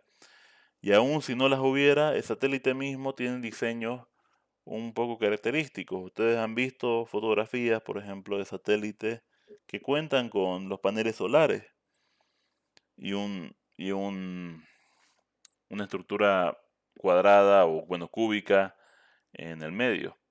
Es una estructura extraña, una estructura que al moverse causa mayor vibración o puede causar que sus componentes internos igual se muevan. Todo eso en conjunto va a hacer que el satélite también sufra de distorsión dentro de su órbita. Entonces va a disminuirle también su tiempo de vida al satélite. Ahora, si pensamos de que nuestro satélite no se va a ver afectado por culpa de cosas como la basura espacial, ahí estamos bien equivocados porque lamentablemente eso solo va aumentando conforme pasa el tiempo. Y hay métodos que están intentando encontrar para justamente evitar que la basura espacial afecte demasiado. Sin embargo, siguen todavía estando medio que en prueba, medio que algunos sí se han desplegado, pero no llegamos a estar realmente con una solución real, vamos a decir. Esta les puedo mostrar un poco. Por ejemplo, aquí hay un proyecto, una idea.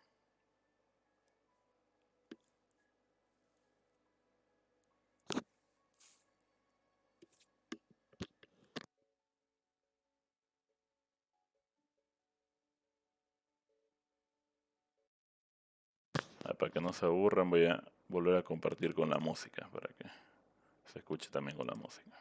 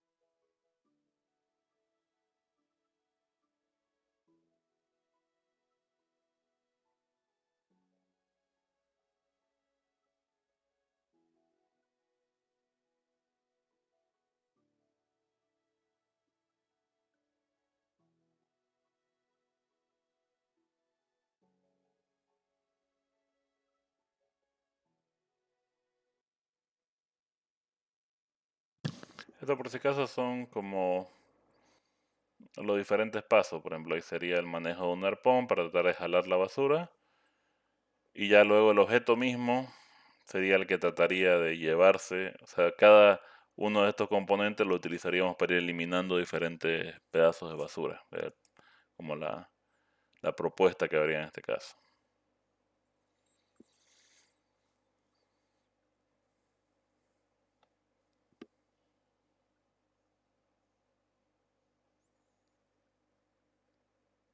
Después, creo que este otro también, ¿eh?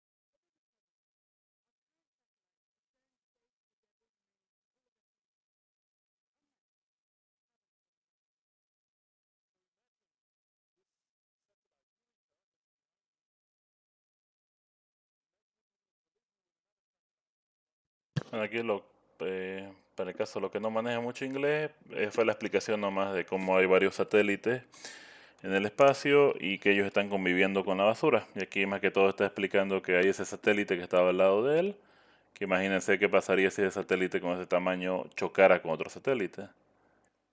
Y ahí se ve un ejemplo de dos satélites chocando, de un Iridium con un satélite ruso. Y el resultado que hubo de basura, debris que le dicen.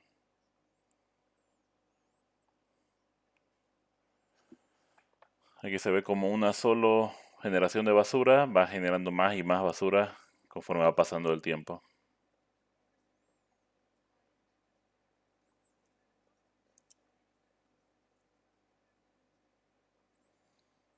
Y dice que el pago de seguro de un satélite ronda los 20.000 millones sería, bueno, ya traducido a nosotros.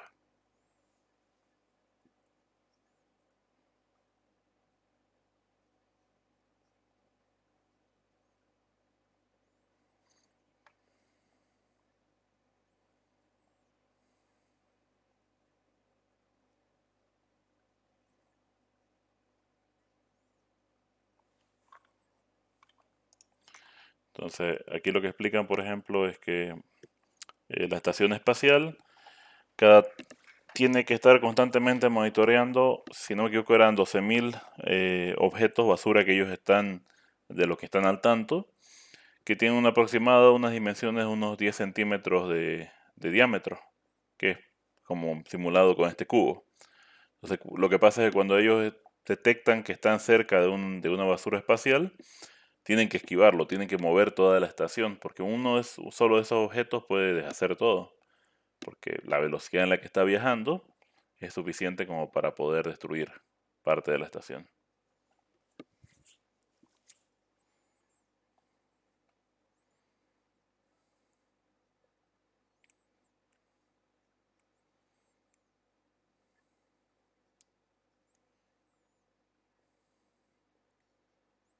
Entonces este proyecto, por ejemplo, bueno, un proyecto suizo que su objetivo es que ese cubo tiene que ir y detectar la basura y tratar de poder bajar esa basura a la tierra.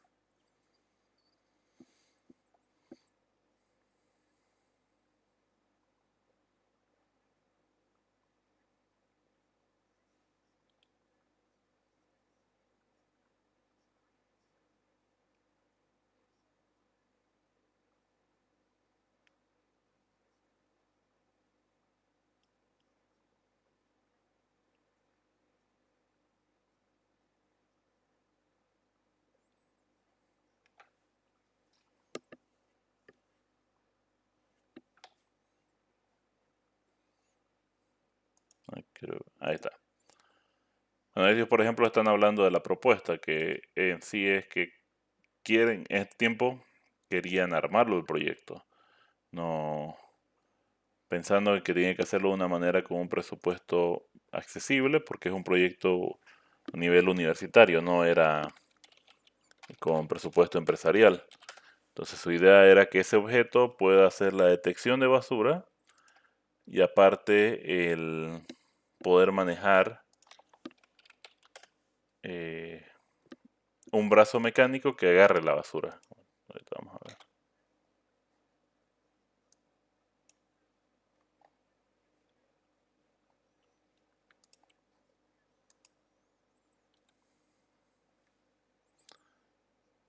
Entonces ahí está la idea del funcionamiento.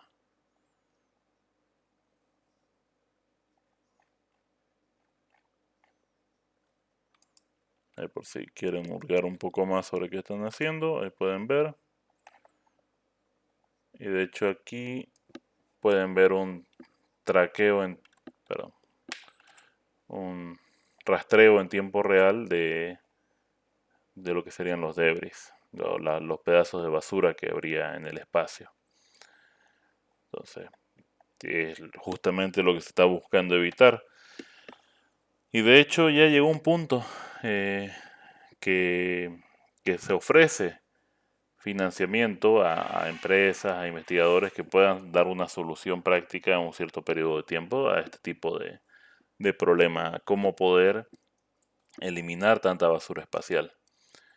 Ya han visto más o menos las ideas que se proponen para este caso, pero es algo que todavía no se tiene algo específico, es algo que todavía se sigue trabajando.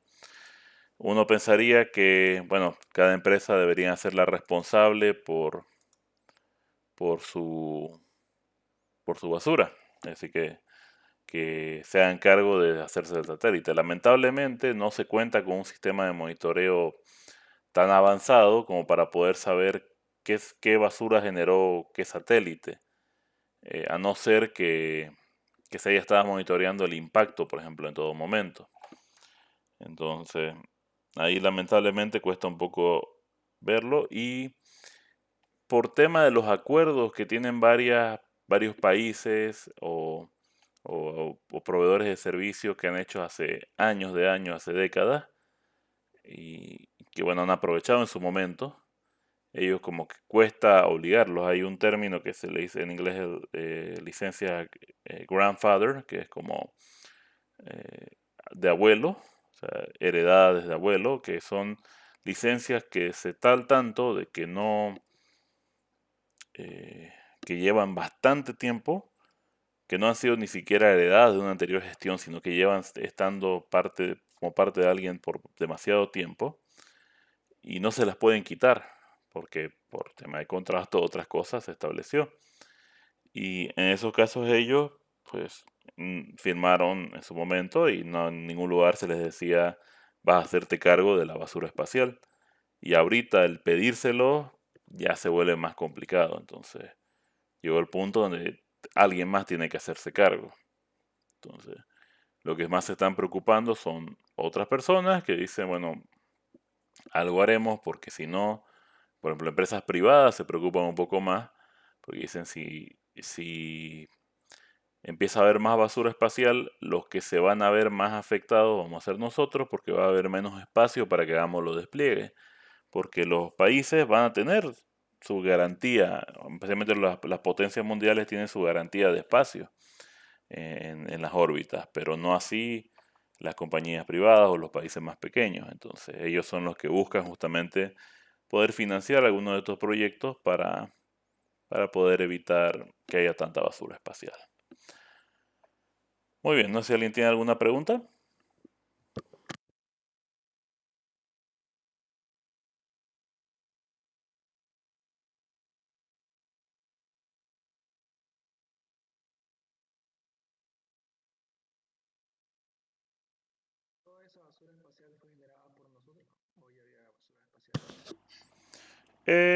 No, ha sido generada por los satélites. Eh, sí se ha causado, la forma en que se ha generado ha sido porque se golpearon los satélites entre sí o porque se han golpeado por meteoritos, por ejemplo. Pero la basura espacial como tal En su mayoría es residuo de satélites o de estaciones espaciales.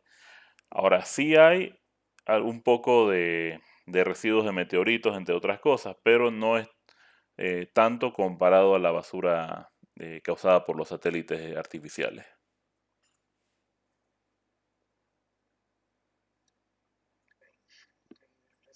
¿Listo? ¿Alguna otra pregunta?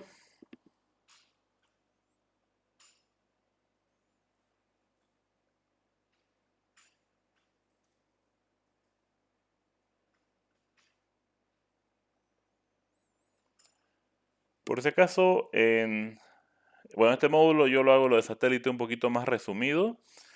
Ahí en el mismo canal donde yo subo todas las clases, por si acaso, ahí he subido yo en su momento de un módulo que di en la maestría de telecomunicaciones, uno de telefonía celular.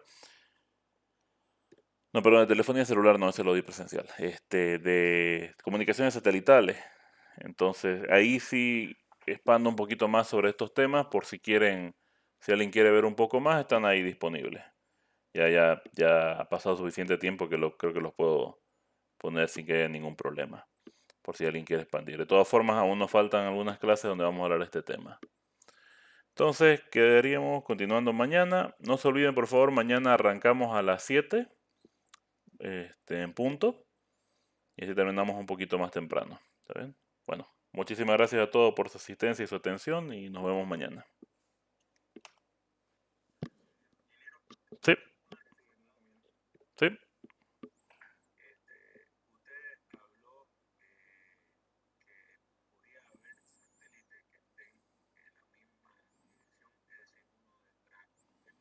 Ujú.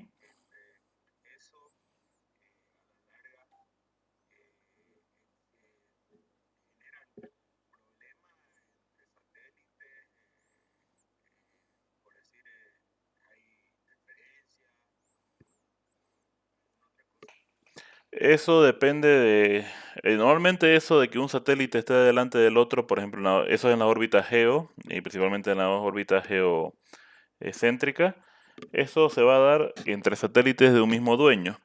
Entonces ya le va a tocar a ese dueño el asegurarse que sus satélites no estén transmitiendo en la misma frecuencia al mismo lugar.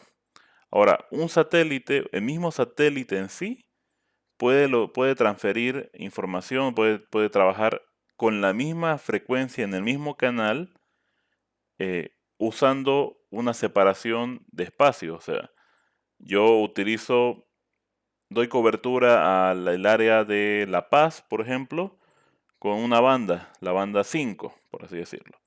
Y hago lo mismo con la zona de Santa Cruz, la misma banda. Como están geográficamente separados, no se van a ver afectados. Es lo bueno de las comunicaciones satelitales. Como hay una mayor distancia entre los clientes, como hay una mayor facilidad de distancia, hay menos problemas para que haya interferencia de manera tan sencilla. Entonces no hay tanto problema, normalmente se puede coordinar de manera más fácil.